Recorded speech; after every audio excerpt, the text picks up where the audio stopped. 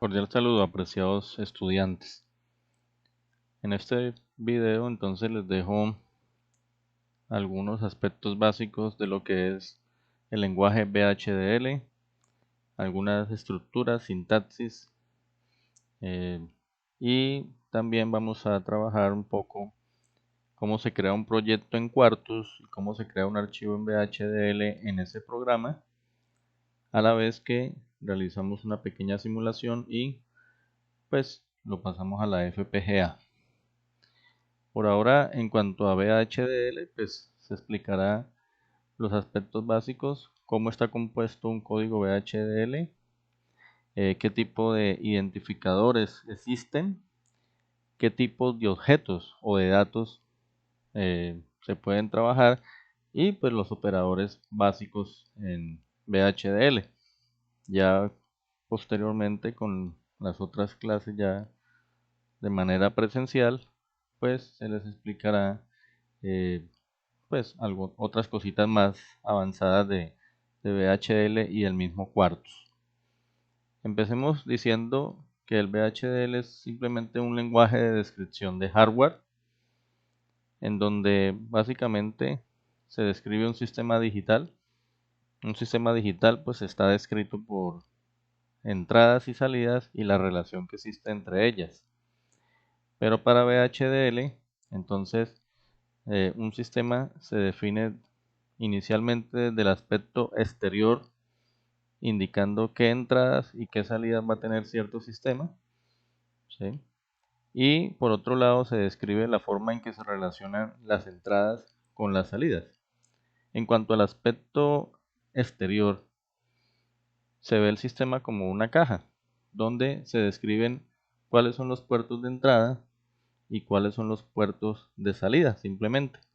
Esa primera parte es lo que nosotros llamamos entidad, que en el lenguaje VHDL pues se utiliza la palabra entity, ¿sí? Del inglés. Entonces, en esa entidad, ustedes simplemente se encargan de describir del sistema que van a trabajar o del circuito que van a trabajar, qué entradas y qué salidas van a tener. Ya la otra parte, entonces, que es el grueso del VHDL, es la descripción del comportamiento de cualquier circuito que usted definió a través de esa entidad. Es lo que llamamos la arquitectura, ¿sí? Y en esa arquitectura, entonces ya se describe el funcionamiento del circuito, es decir, cómo se relacionan esas entradas y esas salidas que se definieron con la entidad. Entonces, pues básicamente toda arquitectura siempre debe estar asociada a una entidad, ¿sí? También se pueden definir antes de la entidad y antes de la arquitectura, si es necesario, librerías. Las librerías son como un conjunto de operadores, de variables, y de acuerdo a lo que se vaya a usar en el archivo, entonces se pueden escribir qué tipo de librerías se utilizan. Aquí, por ejemplo, se pueden ver algunos ejemplos de librería. Esta, la IEEE STD Logic 1164, es la que contiene, pues, cuando usted va a utilizar vectores de este tipo o datos de este tipo. También cuando va a utilizar operaciones aritméticas con datos de este tipo, STD Logic o vectores.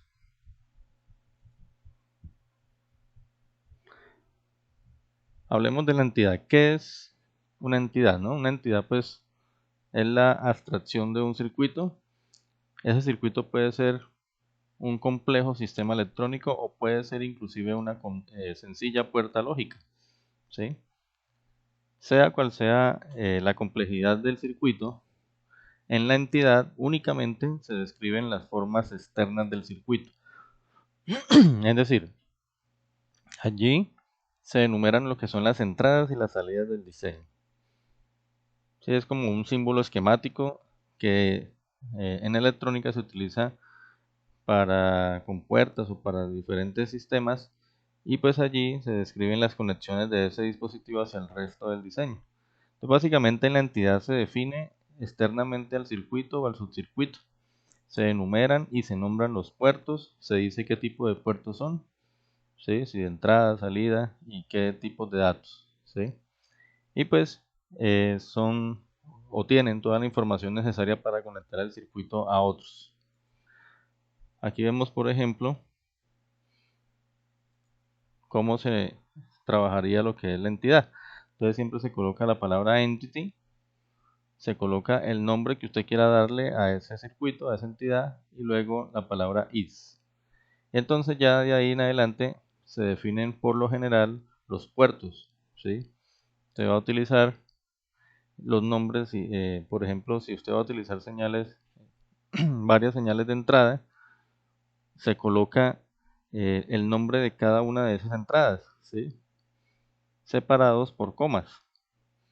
Y luego vienen dos puntos, se define si que es de tipo entrada y pues el tipo de dato o de objeto al que pertenece esa entrada. De manera similar se definen las salidas. Si son varias, pues se separan los nombres de las salidas, el que usted quiera darle, por comas. Finalmente, dos puntos, la palabra out, indicando que es salida, y viene el tipo de dato. ¿Sí? A veces se utilizan constantes, entonces cuando se definen constantes, se da el nombre de la constante, dos puntos, el tipo de dato, ¿sí? Tipo de dato, y si se le da dos puntos igual para asignar lo que es el valor de esa constante. Puede definir una, dos o varias constantes. Siempre que se termina de definir la entidad, ¿sí? Fíjense que entre paréntesis van las definiciones y al final debe ir la sentencia o la instrucción en con el nombre de la entidad. Esto significa que ya hasta aquí se define el circuito de manera externa. Aquí hay un ejemplo. Miremos este ejemplo. Supongamos que ustedes van a crear un circuito que le van a llamar F y ese circuito tiene dos señales de entrada y una señal de salida. Las señales de entrada se denominan o se nombran con las letras A y B, ¿sí? Y la salida se define con la letra Y. Entonces, ¿cómo se describe esto en el VHDL? Escribimos la palabra entity, colocamos la letra F, que es, o el nombre más bien, en este caso pues es la letra F, pero es el nombre de la entidad, la palabra its, y luego entonces aquí fíjense que se define, por ejemplo, de manera genérica, una constante llamada n. Fíjense que le colocamos n, dos puntos, y viene el tipo de dato. En este caso es un dato de número natural. Eso quiere decir que si yo defino la n como natural, es porque esta n va a tener solamente de valores números naturales. Y yo le doy dos puntos igual 8, significa que la n, que es de tipo natural, va a tener siempre un valor de 8. Fíjense cómo se definen las entradas. La palabra port, y abriendo paréntesis, indica que lo que voy a definir dentro del paréntesis son precisamente señales de entrada y salida. A, B serían las entradas, vendría dos puntos, aquí se define la palabra indicando que A y B son entradas, y luego viene el tipo de dato que se le quiere dar a y B. En este caso se le dio un tipo de dato bit vector. Ese bit vector significa que vamos a tener un vector de únicamente bits, ceros y unos. Y fíjese que dentro de paréntesis se define el rango o la longitud de ese vector. Va n-1 down to 0, es decir, que si n vale 8, entonces el vector iría desde el bit 7 hasta el bit 0. Y obviamente el bit 7 será el más significativo y el 0 el menos significativo. Y luego viene la palabra o la letra Y, ¿cierto? Que se define como salida y tipo bit, es decir, que solamente puede tener 0 y 1. Después de definir la entidad, concluimos con la sintaxis en, con la sentencia en y el nombre de la entidad. Algo muy importante es que las entradas, cuando se definen las entradas, ¿sí? Estas después no pueden ser modificadas en la arquitectura, ¿sí? Porque estas entradas van a pertenecer a entradas, por ejemplo, que pueden ser físicas. Entonces, estos valores no se pueden modificar después en la arquitectura. Y las salidas, a la salida siempre pues se le van a escribir datos, ¿no? Es decir, esta Y, por ejemplo, se utilizaría como salida. Si se utiliza como salida, entonces a esa Y se le van a asignar algunos resultados. Pero no se pueden tomar decisiones a partir del valor de esos resultados.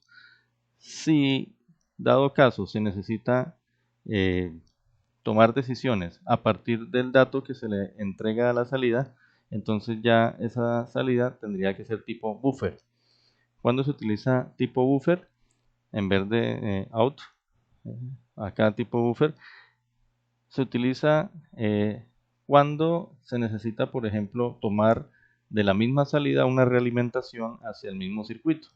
¿Sí? Es decir, por ejemplo, un latch, un registro latch tiene unas salidas que se realimentan luego a la entrada del circuito. Entonces, en ese caso, se toman decisiones dependiendo de cómo esté la salida y digamos que se hace una realimentación dentro del circuito. Ahí es necesario utilizar las variables tipo buffer. Esto más adelante se darán cuenta con algunos ejemplos que vamos haciendo en clase.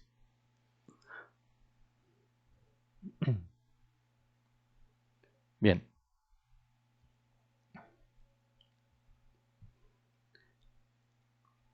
Otra cosa importante es lo que acabamos de ver, es que a veces en las constantes, ¿cierto? Las constantes se utilizan cuando se va a generalizar un circuito. ¿Sí? Por ejemplo, aquí definimos unas entradas que dependen del valor de esa constante. Entonces uno puede al principio de la entidad declarar esas constantes y luego en la arquitectura se van a utilizar pues para ya particularizar cada circuito. Hablemos ahorita de lo que es la arquitectura.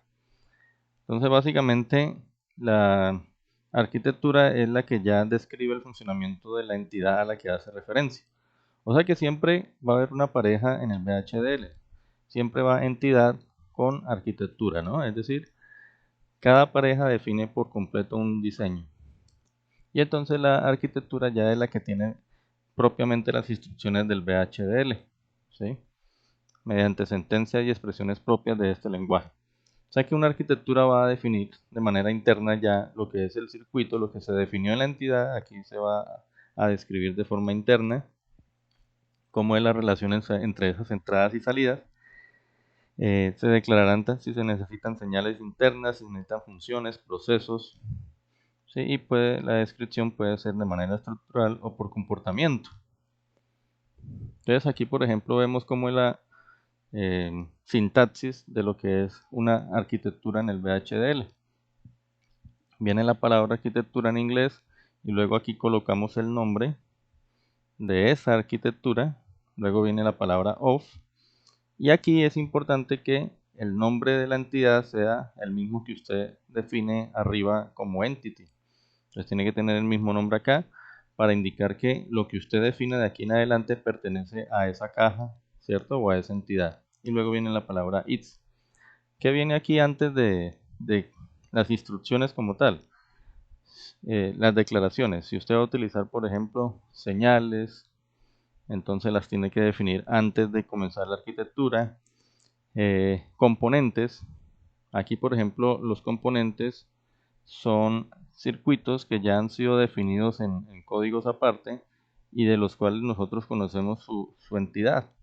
Entonces nosotros podemos, por ejemplo, aquí, digamos, vincular una arquitectura con otros circuitos que se haya hecho, bien sea en otro archivo aparte o en otra sección del mismo código.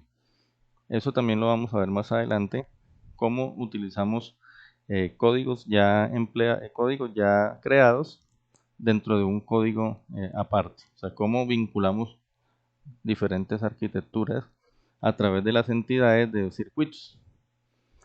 Luego de que se declare todo lo que se necesita, viene el begin para indicar que a partir de acá ya se va a utilizar o ya se va precisamente a describir el circuito. Entonces viene el código de descripción, vienen instrucciones concurrentes. Aquí hay que aclarar algo muy importante, ¿sí? Las sentencias o las instrucciones donde se definen valores, ¿sí? O que tengan definidos valores para cualquier cambio de las entradas, se denominan sentencias concurrentes. ¿Qué quiere decir esto? Que cuando nosotros vamos a escribir una instrucción donde por decir algo, una variable depende de la operación de dos entradas y siempre va a depender de lo que valgan las dos entradas, ¿sí? Entonces, pues se denomina una sentencia concurrente y no tiene importancia el orden en que se escriban. Entonces, por ejemplo, si se va a hacer una suma de dos entradas A y B para obtener una salida X, entonces esa X siempre va a ser la suma de A y B, ¿sí? Nunca va a cambiar esa descripción. Entonces, a eso se le denominan instrucciones concurrentes y van después del begin. También ecuaciones booleanas o inclusive componentes. Entonces, acá ya entra otro concepto que es proceso. ¿Qué es un proceso? Un proceso es, digamos, un bloque de código donde ya lo que pase allí, ¿sí? Lo que usted escriba allí, ahí sí va a depender de unas variables que voy a introducir en esto que se llama lista de sensibilidad. O sea, que lo que pase aquí en esta descripción, después del begin del proceso, dependerá de lo que constantemente estén valiendo o estas variables que yo coloco en la lista de sensibilidad. Todo eso pues se va a ir explicando poco a poco en las clases. Simplemente ahora lo que quiero es que se hagan una idea muy general de lo que es una entidad y una arquitectura.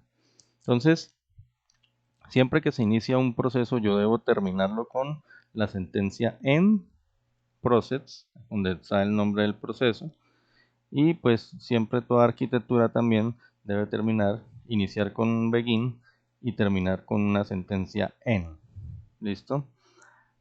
De todas maneras, todo esto se va a explicar con más detalle en la clase y pues lo mejor es cuando se hagan ya programaciones y con el ejemplo ya en el Quartus. Entonces, esto simplemente se explica de manera muy general y ya más adelante se irá detallando poco a poco en las clases. Identificadores. ¿Qué tipo de identificadores nosotros encontramos en el VHDL? Tenemos identificadores tipo constante, ¿sí? En este identificador, los objetos que tienen este tipo constante tienen siempre un valor inicial y ese valor inicial se debe asignar de forma previa pues, a una simulación o en el VHDL y no puede ser modificado dicho valor durante esa simulación. Sí, o sea que siempre en las simulaciones eh, las que son constantes pues no van a cambiar, ¿cierto? Eso es algo lógico. ¿Cómo es la sintaxis para definir una constante? Entonces escribimos la palabra constant, en inglés y en constante, le colocamos el nombre a ese constante o a ese identificador, ¿sí? Viene dos puntos, definimos de qué tipo es, si es natural, si es entero, si es tipo bit, etc. Luego viene dos puntos igual y le colocamos el valor que yo le quiera dar a esa constante.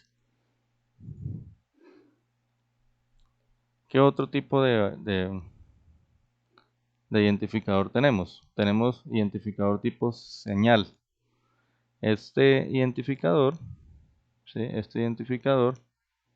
Entonces son señales donde son como puntos de conexión que van a ir internos en el circuito si se necesitan, ¿sí? Y que de pronto el usuario no va a ver de forma visible o física en la tarjeta que sea programada. Entonces, Digamos que esos puntos de señal le corresponden, por ejemplo, un cable o un elemento de memoria en el circuito. Entonces, estos tipos de señales deben ser declaradas antes de iniciar como tal el código de la arquitectura. Entonces van antes del begin, ¿sí? ¿Y cómo se declaran? Se declaran con la palabra signal, ¿sí? Signal, viene el nombre de la señal del que le quiera colocar, dos puntos y eh, el tipo de objeto o tipo de dato que va a ser esa señal. Generalmente, cuando se quiera asignar a una señal algún valor, entonces se hace mediante el operador flecha, esta flecha que vemos acá. Entonces usted le escribe el nombre de la señal, escribe esa flecha y acá escribe el valor que quiera darle. Aquí hay un ejemplo, por ejemplo, una señal que llamamos A. Nosotros podemos asignarle un valor de 10 en algún momento, ¿sí? Si se le quiere. Si se dan cuenta, bueno, acá tenemos otro tipo de identificador que son ya variables. Y las variables son objetos que contienen un único valor, el cual puede ser cambiado durante la simulación con alguna sentencia de asignación. ¿Sí? O sea que las variables por lo general se utilizan como índices, en bucles por lo general, ¿sí? Y pues no representan conexiones o estado de memoria como la señal, ¿sí? Como los tipos señal. También pueden ser declaradas antes del begin de la arquitectura o antes del begin de un proceso. Y se les puede asignar un valor por defecto. Por ejemplo, acá decimos, ¿cómo es la sintaxis?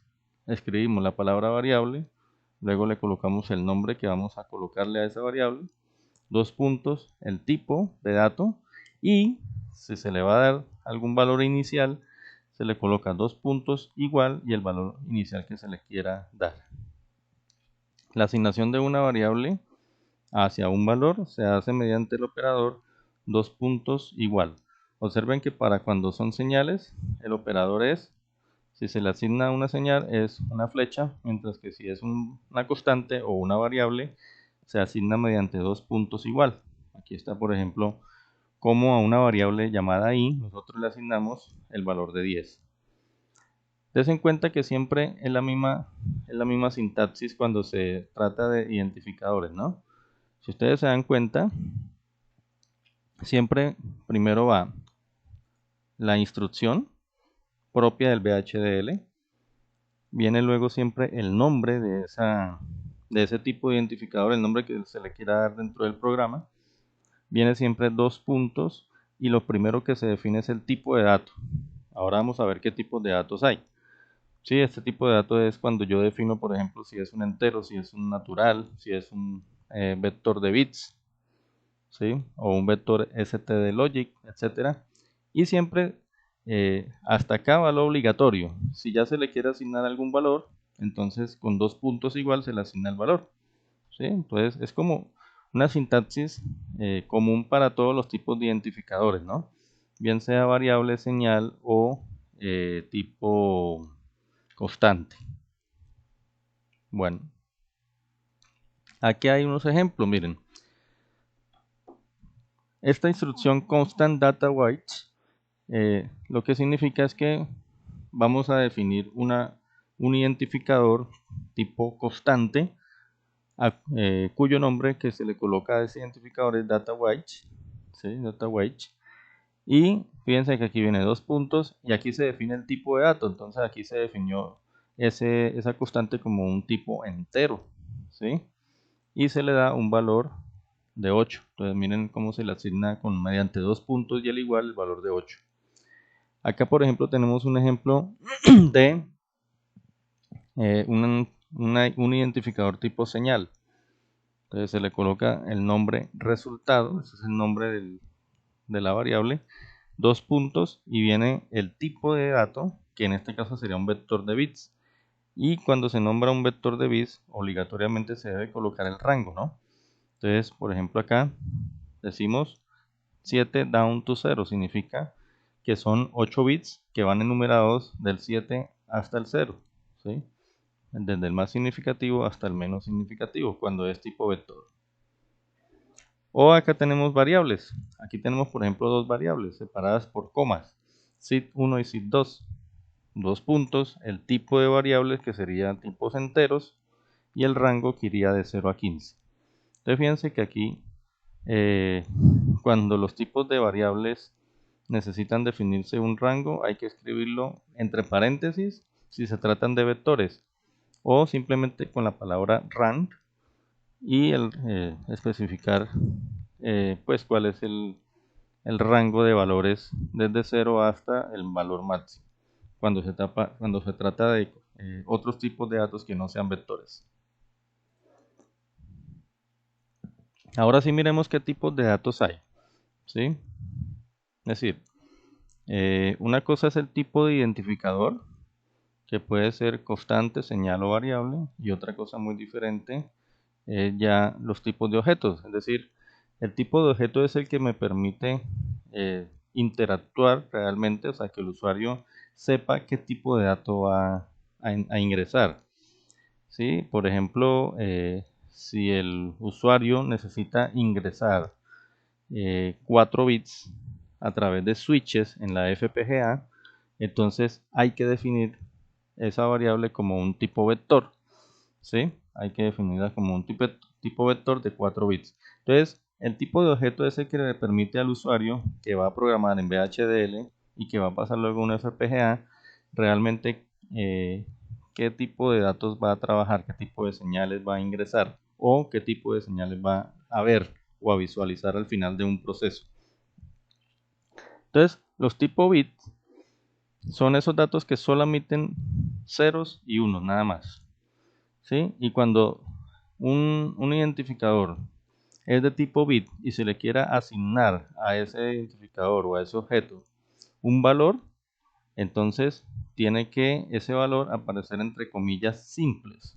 Entonces, si se le va a asignar un valor de 0, se coloca 0 entre comillas simple, o el 1, si se le va a asignar un valor de 1, entre comillas simple también. ¿Sí? Así se debe asignar. Tipo bit vector.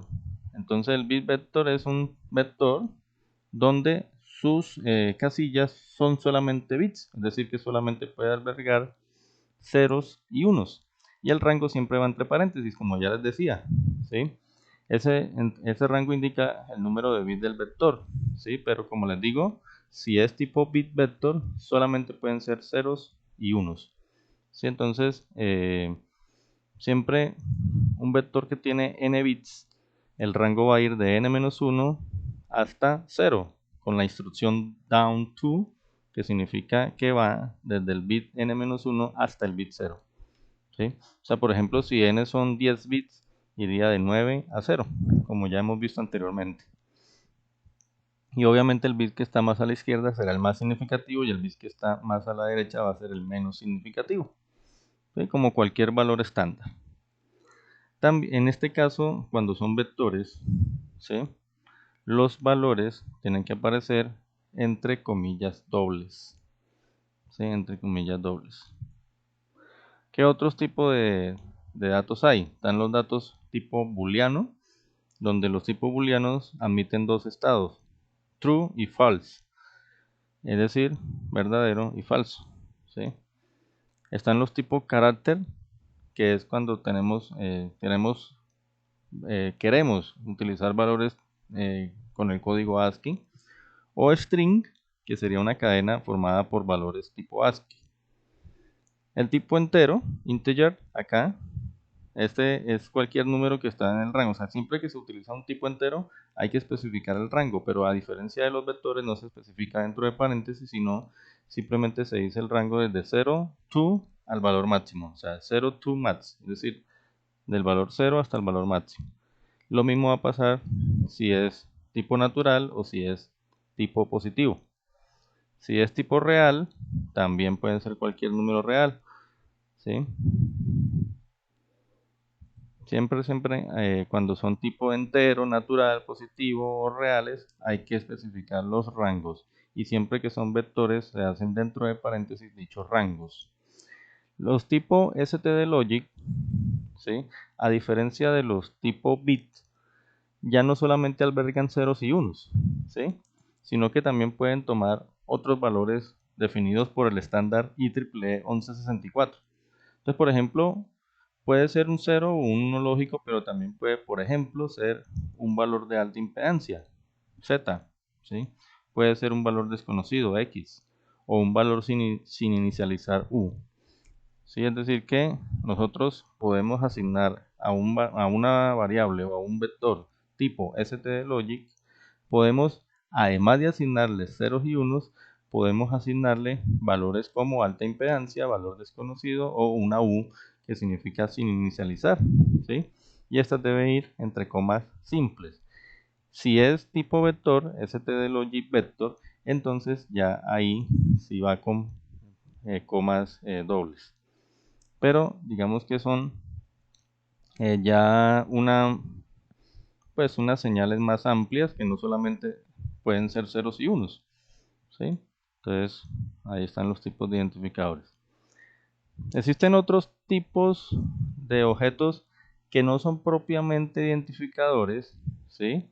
Pero que nos pueden ayudar a dividir, digamos, esos identificadores. No sé, por ejemplo, si yo tengo un vector de 20 bits, pero solo quiero utilizar de esos 20 bits 4, yo puedo nombrar un subtipo, digámoslo así, o un subvector, ponerle un nombre y asignarle solamente los 4 bits de ese vector de 20 bits.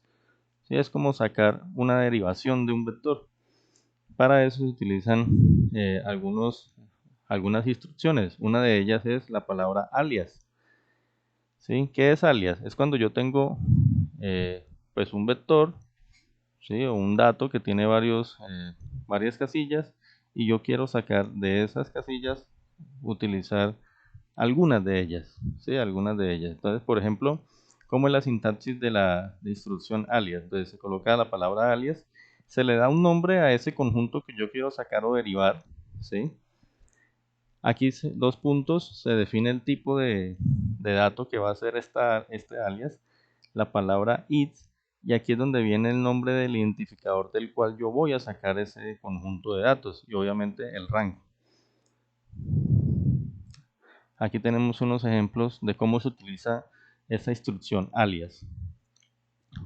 Por ejemplo, tengo un identificador tipo señal, al cual lo llamé instruct, acá, dos puntos, y es una señal o un vector tipo bit, ¿no? O sea, un vector un dato tipo bit vector, o sea, un vector donde sus posiciones o sus registros solamente van a ser ceros y unos. Y es un vector de 16 bits, por eso aquí está el rango de 15 a 0. Entonces yo puedo sacar de esos 16 bits grupos. Entonces, por ejemplo, llamo alias y coloco un nombre C raya al piso OP, ¿sí? COP. Entonces, digo que ese COP va a ser un tipo bit vector también, pero solamente de 3 a 0, o sea, de 4 bits. Estos 4 bits serían esta variable que yo llamo COP, sería un vector de 4 bits. Pero cuando le coloco instructs, lo que estoy diciendo es que estos 4 bits yo los voy a sacar de el identificador que antes llamé instructs. ¿Sí? Y entonces voy a decir, como instruct tiene 16 bits y yo necesito solo 4, entonces yo digo, ¿cuáles son esos 4 bits que necesito? Entonces, este 15 down to 12 lo que quiere decir es que de la palabra o del vector llamado instructs, que tiene 16 bits, yo voy a tomar los bits 15, 14, 13 y 12 y los voy a sacar aparte como un alias que se llama COP, que efectivamente es un bit vector de 4 bits. Y así con los otros, mira aquí por ejemplo otro alias red1, también es un vector de 4 bits, en este caso sería de 5 bits, veanlo, bit vector de 4 a 0, sacado también de la palabra o de la señal instructs, y serían los bits del 11 al 7, o sea 11, 10, 9, 8 y 7. Y finalmente otro alias red2, que sería también otro vector de 5 bits sacados del principal struts y serían los bits del 6 al 2, ¿sí? Entonces yo puedo utilizar parte de esos bits de un identificador y renombrarlos con un alias.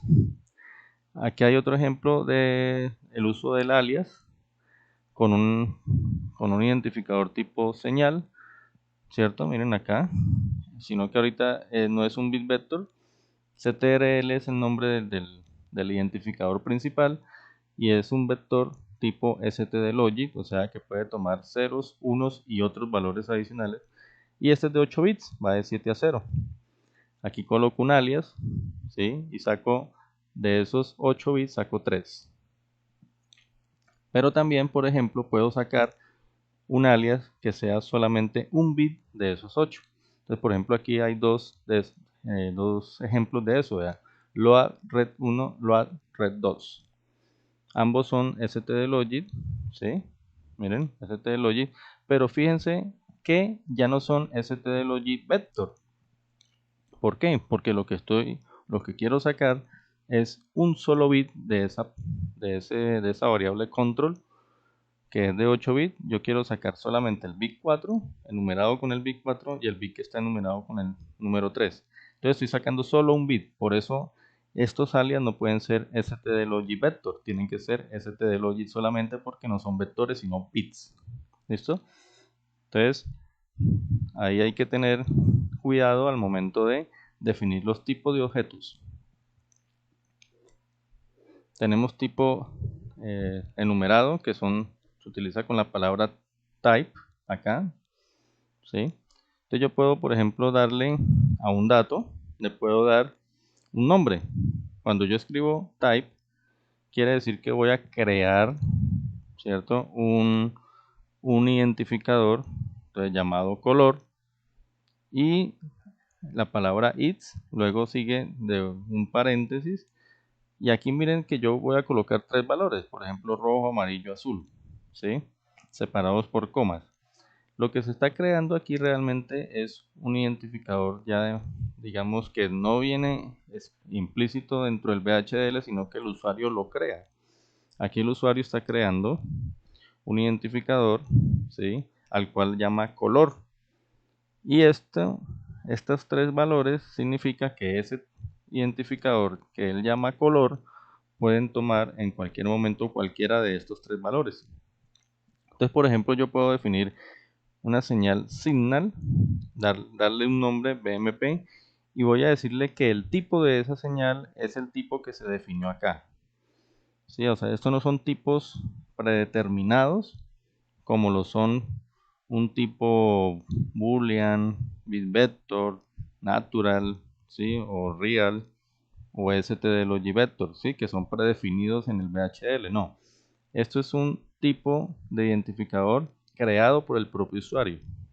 Y entonces yo le digo que este señal va a ser un tipo color y luego le puedo asignar a esa señal BMP, le puedo asignar, miren, a través de flecha. Acuérdense que las señales se asignan con flecha, las constantes y variables con con 2 puntos y el igual. Y le puedo decir que entonces tome el valor de rojo en algún momento, ¿sí? Así es la sintaxis de ese tipo. Como les digo, todo esto vamos a irlo profundizando a medida que vamos haciendo programas en VHDL, se van dando cuenta cómo es necesario conocer estos tipos de datos que tenemos. Por último, en cuanto a los identificadores, también puede ser tipo arreglo, ¿sí? Con la palabra array, es un objeto de datos que es una colección de elementos del mismo tipo, ¿sí? Entonces, al igual, se utiliza la palabra type, ¿sí? En español, se le coloca un nombre y aquí es donde viene la diferencia con el otro tipo. Entonces, its array significa que voy a hacer un tipo arreglo, ¿sí? Al cual le he dado este nombre y le especifico el rango y de qué tipo ya predefinido es, ¿sí? Entonces, ese arreglo, por ejemplo, aquí hay unos ejemplos. Por ejemplo, puedo decir type y le coloco un nombre llamado pal, es un nombre inventado, y le digo que va a ser un arreglo que va de 0 a 15, o sea, va a tener 16 elementos, ¿sí?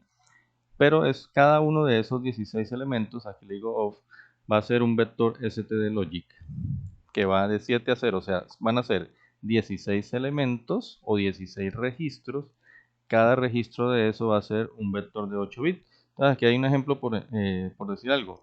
Nombro una señal con el nombre Word y le digo que esa señal sea de tipo PAL, es decir, el que se definió aquí en el arreglo. Entonces, quiere decir que este Word va a ser un registro o como una especie de vector columna de 16 posiciones, donde cada posición es un vector de 8 bits. Entonces yo puedo decir Word 0 y esto indicaría la posición 0 de esas 16. Y en esa posición 0 yo puedo asignar un vector de 8 bits, como se puede ver acá, y pues asigna entre comillas doble, ¿no? Y así puedo ir definiendo cada posición de la columna hasta terminar con la última, que es la número 15, o sea, llegar a la posición número 16. Aquí este otro ejemplo ya se define es una matriz. Aquí se define como un vector columna, ¿sí? O no sé, más bien un arreglo tipo columna, donde cada elemento del arreglo es un vector de 8 bits. Mientras que aquí es una matriz. Ahí tenemos una matriz, ¿listo? Que es de 16 filas, 8 columnas. Y aquí está la forma de enumerar. Esto es la fila y esto es la columna. ¿Listo? Para terminar esta parte de introductoria a la sintaxis y a los conceptos básicos del VHDL, miremos qué tipo de operadores hay. Entonces, operaciones aritméticas, la suma, la resta, la multiplicación, la división, el mod que saca el residuo y el ren. Cambio de signo y este elemento acá, este ampersand, significa concatenar, es decir, unir cadenas de caracteres o de vectores. También están operaciones lógicas, ¿no? AND, OR, NAND, NOR, XOR. Asignación de valores a constantes y variables mediante dos puntos y al igual, y asignación de valores a señales mediante la flecha. Y aquí hay unos ejemplos de asignación. Por ejemplo, tenemos una señal, puede ser Y, al cual se le asigna la operación lógica AND entre X y Z, y luego ese resultado se hace una operación OR con un bit, el bit 0 de la letra D, ¿no? O sea, del vector D. Sí, o sea, aquí por ejemplo X y Z podrían ser tipo bits y hacen una OR con un bit de un vector que tiene más datos, ¿no? Aquí hay algunos ejemplos. Por ejemplo, este X1 y X2, el ampersand, quiere decir que, por ejemplo, si X1 es un vector de 4 bits y X2 es un vector de 5 bits, entonces se unen los dos y queda un solo vector de 9 bits. O sea, se hace una concatenación. Y aquí simplemente es una operación aritmética, ¿verdad? Aquí hay unos ejemplos allí. Bien, eso sería por ahora la parte introductoria al VHDL. Hay muchas cosas que obviamente pues se van a profundizar con las clases. ¿Listo? Entonces, hasta aquí sería la parte de VHDL.